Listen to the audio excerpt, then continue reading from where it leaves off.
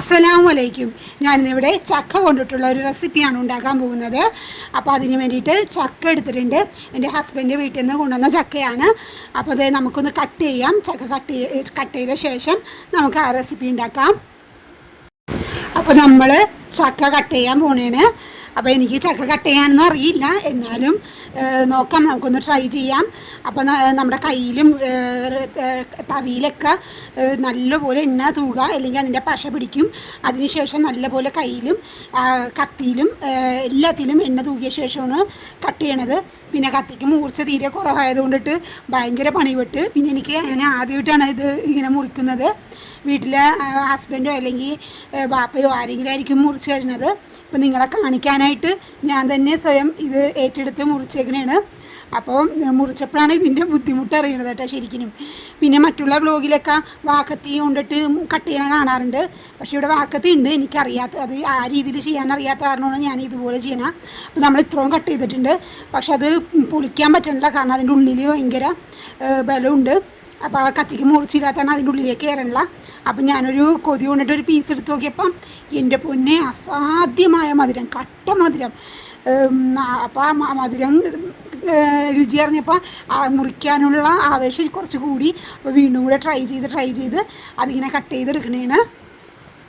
ഇതെല്ലാം കട്ട് ചെയ്ത ശേഷം കുരുവും ചോളയും മാറ്റി നമ്മൾ ചക്കയുടെ ചോള അപ്പം തന്നെ കാലിയാക്കി, അത്ര മധുരമായിരുന്നു. പിന്നെ ഈ കുരു കൊണ്ടിട്ടാണ് നമ്മൾ റെസിപ്പി ഉണ്ടാക്കുന്നത്. ഇതിന് മുന്നേ കാണിച്ചിട്ടുണ്ട്. കുരു നല്ലപോലെ കഴുകി ഒരു ദിവസം ഒന്ന് വെയിലത്ത് ഉണക്കിയ ശേഷം അത് ഒരു 2-3 മണിക്കൂർ വെള്ളത്തിലിടണം. എന്നാലേ അതിൻ്റെ തോട് പെട്ടെന്ന് ചീകുമ്പോൾ പെട്ടെന്ന് പോകാൻ വേണ്ടിയിട്ടാണ്. അങ്ങനെ കട്ട് ചെയ്ത ശേഷം ഇതേ നമ്മൾ കുക്കറിലേക്ക് വേവിക്കാൻ ഇട്ട് കൊടുത്തിട്ടുണ്ട്. കുറച്ച് ഉപ്പും മഞ്ഞളും കൂടി ഇട്ടിട്ടാണ് വേവിക്കാൻ ഇട്ട് കൊടുത്തിരിക്കുന്നത്. അപ്പോൾ ഉപ്പും മഞ്ഞളും ഇടണം നിങ്ങളെ കാണിച്ചില്ലായിരുന്നു. അപ്പോൾ അത് ഉപ്പും മഞ്ഞളും കൂടി ഇട്ട് കൊടുത്ത് ശേഷം അത് നല്ലപോലെ ഒന്ന് മിക്സ് ചെയ്തിട്ട് നമുക്ക് ഒരു 3 ചൂളക്ക് അടിക്കാം. അപ്പോൾ 3 ചൂളയൊക്കെ അടിച്ച് കഴിഞ്ഞിട്ടുണ്ട്. കുക്കർ തുറന്നിട്ടില്ല, അത് മാറ്റി വെച്ച് കഴിഞ്ഞാൽ ആ ടൈം നമ്മളൊരു ചീനച്ചട്ടിയിൽ എണ്ണ ഇട്ട് ചൂടായ ശേഷം കടുക് താളിക്കുന്നുണ്ട്. ഇനി അതിലേക്ക് ചെറുതായിട്ട് കട്ട് ചെയ്ത സവാളയും ഇട്ട് നല്ലപോലെ വഴറ്റിയെടുക്കണം. അപ്പോൾ അത് കട്ട് ചെയ്ത് വെച്ച സവാള ഇട്ട് കൊടുക്കുന്നുണ്ട്.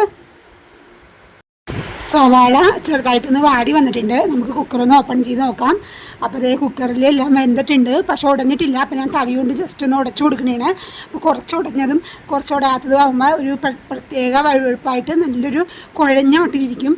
എല്ലാം കുഴഞ്ഞു പോയാൽ അത്ര ഒരു രസവും ഉണ്ടാവില്ല. കുറച്ച് കടിക്കാനും കിട്ടണം, കുറച്ച് കുഴഞ്ഞിരിക്കണം, അപ്പോൾ നല്ല സുഖമായിരിക്കും. സവാള അത്യാവശ്യം നല്ലപോലെ വാടി വന്നിട്ടുണ്ട്. ഇനി അതിലേക്ക് കുറച്ച് ഇടിച്ച മുളകും ഒരു കളറിന് വേണ്ടി മുളക് പൊടിയും ഇട്ടിട്ട് നല്ലപോലെ വഴറ്റിയെടുക്കാം. മഞ്ഞൾപ്പൊടി ഇടുന്നില്ല, കാരണം മഞ്ഞൾപ്പൊടി ഇട്ടിട്ടാണ് നമ്മൾ ഇത് ചക്കക്കുരു വേവിച്ചെടുത്തത്. ഇനി നല്ലപോലെ വഴറ്റിയ ശേഷം നമുക്ക് ആ കുക്കറിലെ ചക്കക്കുരു ഇതിലേക്ക് ഇട്ട് എല്ലാം കൂടെ നല്ലപോലെ മിക്സ് ചെയ്ത് കൊടുക്കാം. അപ്പോൾ നമ്മുടെ ചക്കക്കുരു ഇതിലേക്ക് ഇട്ട് ഞാനത് കാണിക്കാൻ വിട്ടുപോയി. അപ്പോൾ കുറച്ച് നല്ല പോലെ ഒട്ടും വെള്ളമില്ലാതെ ഭയങ്കരമായിട്ട് ഡ്രൈ ആയിട്ടിരിക്കണോണ്ടിട്ട് ഞാനൊന്ന് മിക്സ് ആകാൻ വേണ്ടി കുറച്ച് ചൂടുവെള്ളം ഒഴിച്ചു കൊടുത്തിട്ടുണ്ട്. ഇനി നമുക്ക് തവി കൊണ്ട് അതൊന്ന് ഇളക്കി മിക്സ് ചെയ്ത് നല്ലപോലെ ആയ ശേഷം ഓഫ് ചെയ്തിടാം. അപ്പോൾ നല്ലപോലെ ചൂടായി ഇതേപോലെ ഇരിക്കും. കുറച്ചിങ്ങനെ കുറുക്ക് മാതിരി, എന്നാൽ ചക്കക്കുരു ഇടയ്ക്കിടയ്ക്ക് കടിക്കാനും കിട്ടും. ആ രീതിയിലാണ്, നല്ല ടേസ്റ്റാണ്. കഞ്ഞിയുടെ കൂടെയോ ചോറിൻ്റെ കൂടെയോ എന്ത് വേണേലും നമുക്ക് കഴിക്കാം. ഈ ഒരു കറി മതി, നല്ല ടേസ്റ്റാണ്. എല്ലാവരും ഒന്ന് ട്രൈ ചെയ്യണം. ചക്കക്കുരുയുടെ ആരോഗ്യ ഗുണങ്ങൾ എല്ലാവർക്കും അറിയാമല്ലോ, ഞാൻ പ്രത്യേകിച്ച് പറഞ്ഞു തരേണ്ട കാര്യമില്ല. അപ്പോൾ ഇതെല്ലാവർക്കും തീർച്ചയായിട്ടും കുട്ടികൾക്കും വലിയവർക്കും ഒക്കെ ഇഷ്ടപ്പെടും. അപ്പോൾ നിങ്ങളെല്ലാവരും ഒന്ന് ട്രൈ ചെയ്യണം. ഞാൻ ഇതിന് മുന്നേ ഇതിൻ്റെ ഒരു വീഡിയോ ഇട്ടിട്ടുണ്ടായിരുന്നു.